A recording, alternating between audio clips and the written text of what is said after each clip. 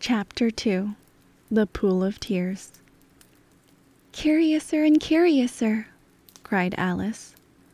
She was so much surprised that, for a moment, she quite forgot how to speak good English. "Now I'm opening out like the largest telescope that ever was. Goodbye, feet." For when she looked down at her feet, they seemed to be almost out of sight. They were getting so far off. "Oh, my poor little feet. I wonder who will put on your shoes and stockings for you now, dears. I'm sure I shan't be able. I shall be a great deal too far off to trouble myself about you. You must manage the best way you can, but I must be kind to them," thought Alice, "or perhaps they won't walk the way I want to go. Let me see. I'll give them a new pair of boots every Christmas." And she went on planning to herself how she would manage it. "They must go by the carrier," she thought. "And how funny it'll seem sending presents to one's own feet, and how odd the directions will look. Alice's right foot, Esquire, hearthrug, near the fender, with Alice's love. Oh dear, what nonsense I'm talking!" Just then, her head struck against the roof of the hall. In fact, she was now more than 9 feet high, and she at once took up the little golden key and hurried off to the garden door. Poor Alice! It was as much as she could do, lying down on one side to look through into the garden with one eye, but to get through was more hopeless than ever. She sat down and began to cry again. "You ought to be ashamed of yourself," said Alice. "A great girl like you," she might well say this, "to go on crying in this way. Stop this moment, I tell you." But she went on all the same, shedding gallons of tears, until there was a large pool all round her, about 4 inches deep and reaching halfway down the hall. After a time, she heard a little pattering of feet in the distance, and she hastily dried her eyes to see what was coming. It was the White Rabbit returning, splendidly dressed, with a pair of white kid gloves in one hand and a large fan in the other. He came trotting along in a great hurry, muttering to himself as he came, "Oh, the Duchess, the Duchess, oh! Won't she be savage if I've kept her waiting?" Alice felt so desperate that she was ready to ask help of anyone. So, when the rabbit came near her, she began in a low, timid voice, "If you please, sir." The rabbit started violently, dropped the white kid gloves and the fan, and scurried away into the darkness as hard as he could go. Alice took up the fan and gloves, and, as the hall was very hot, she kept fanning herself all the time she went on talking. "Dear, dear, how queer everything is today, and yesterday things went on just as usual. I wonder if I've been changed in the night. Let me think. Was I the same when I got up this morning? I almost think I can remember feeling a little different. But if I'm not the same, the next question is, who in the world am I? Ah, that's the great puzzle." And she began thinking over all the children she knew that were of the same age as herself, to see if she could have changed for any of them. "I'm sure I'm not Ada," she said, "for her hair goes in such long ringlets, and mine doesn't go in ringlets at all. And I'm sure I can't be Mabel, for I know all sorts of things, and oh, she knows such a very little. Besides, she's she, and I'm I. And, oh dear, how puzzling it all is. I'll try if I know all the things I used to know. Let me see. 4 times 5 is 12, and 4 times 6 is 13, and 4 times 7 is...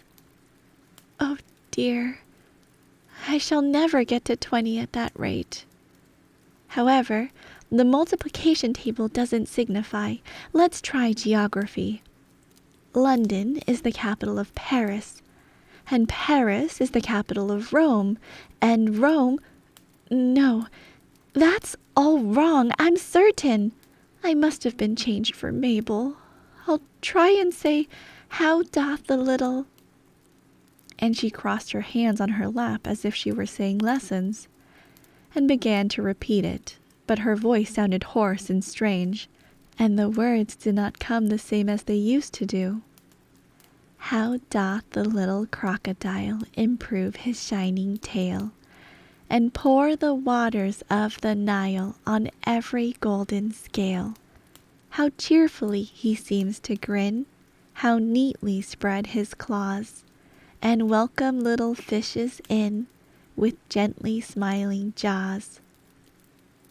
I'm sure those are not the right words, said poor Alice, and her eyes filled with tears again as she went on.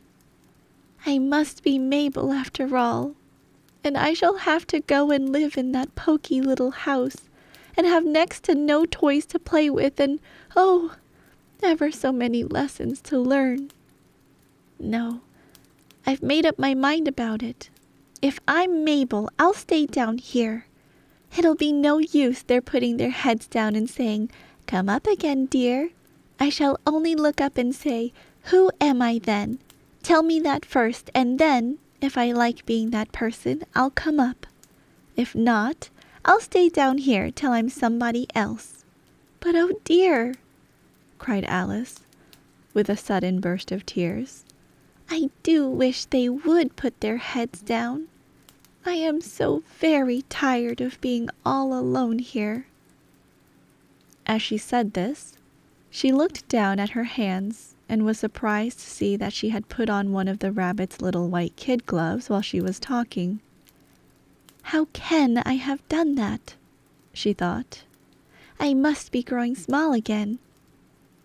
She got up and went to the table to measure herself by it, and found that, as nearly as she could guess, she was now about 2 feet high, and was going on shrinking rapidly. She soon found out that the cause of this was the fan she was holding, and she dropped it hastily, just in time to avoid shrinking away altogether. That was a narrow escape, said Alice, a good deal frightened at the sudden change, but very glad to find herself still in existence. And now for the garden! And she ran with all speed back to the little door. But alas, the little door was shut again, and the little golden key was lying on the glass table as before. And things are worse than ever, thought the poor child. For I never was so small as this before, never, and I declare it's too bad that it is. As she said these words, her foot slipped, and in another moment, splash! She was up to her chin in salt water. Her first idea was that she had somehow fallen into the sea. And in that case, I can go back by railway, she said to herself. Alice had been to the seaside once in her life, and had come to the general conclusion that wherever you go to on the English coast, you find a number of bathing machines in the sea, some children digging in the sand with wooden spades, then a row of lodging houses, and behind them a railway station. However, she soon made out that she was in the pool of tears which she had wept when she was 9 feet high. I wish I hadn't cried so much, said Alice, as she swam about trying to find her way out. I shall be punished for it now, I suppose, by being drowned in my own tears. That will be a queer thing, to be sure. However, everything is queer today. Just then she heard something splashing about in the pool a little way off, and she swam nearer to make out what it was. At first she thought it must be a walrus or hippopotamus, but then she remembered how small she was now, and she soon made out that it was only a mouse that had slipped in like herself. Would it be of any use now, thought Alice, to speak to this mouse? Everything is so out of the way down here that I should think very likely it can talk. At any rate, there's no harm in trying." So she began. "Oh, Mouse, do you know the way out of this pool? I am very tired of swimming about here, oh Mouse." Alice thought this must be the right way of speaking to a mouse. She had never done such a thing before, but she remembered having seen in her brother's Latin grammar, "A mouse, of a mouse, to a mouse, oh mouse." The mouse looked at her rather inquisitively, and seemed to her to wink with one of its little eyes, but it said nothing. "Perhaps it doesn't understand English," thought Alice. "I dare say it's a French mouse, come over with William the Conqueror." For with all her knowledge of history, Alice had no very clear notion how long ago anything had happened. So she began again, "Où est ma chatte?" which was the first sentence in her French lesson book. The mouse gave a sudden leap out of the water, and seemed to quiver all over with fright. "Oh, I beg your pardon," cried Alice hastily, afraid that she had hurt the poor animal's feelings. "I quite forgot you didn't like cats." "Not like cats!" cried the mouse in a shrill, passionate voice. "Would you like cats if you were me?" "Well, perhaps not," said Alice in a soothing tone. "Don't be angry about it. And yet I wish I could show you our cat Dina.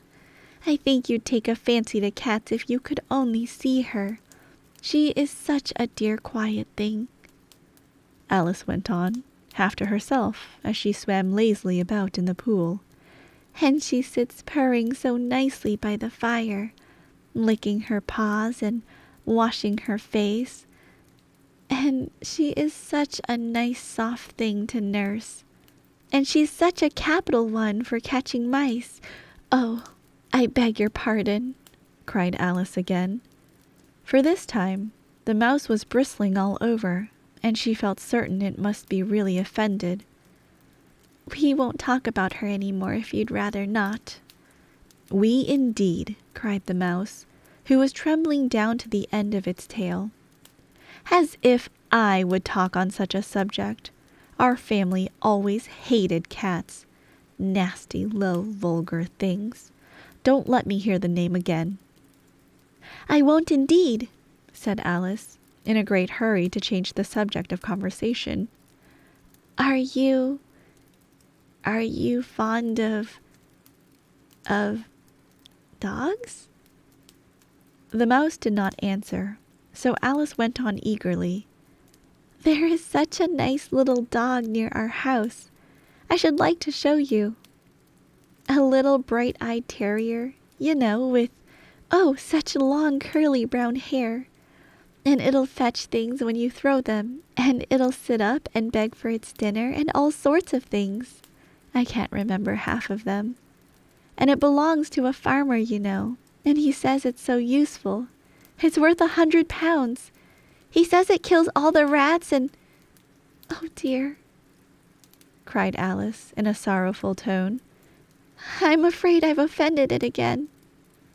For the mouse was swimming away from her as hard as it could go, and making quite a commotion in the pool as it went. So she called softly after it, "Mouse dear, do come back again, and we won't talk about cats or dogs either, if you don't like them." When the mouse heard this, it turned round and swam slowly back to her. Its face was quite pale, with passion, Alice thought, and it said in a low, trembling voice, "Let us get to the shore, and then I'll tell you my history, and you'll understand why it is I hate cats and dogs." It was high time to go, for the pool was getting quite crowded, with the birds and animals that had fallen into it. There were a duck and a dodo, a lory and an eaglet, and several other curious creatures. Alice led the way, and the whole party swam to the shore.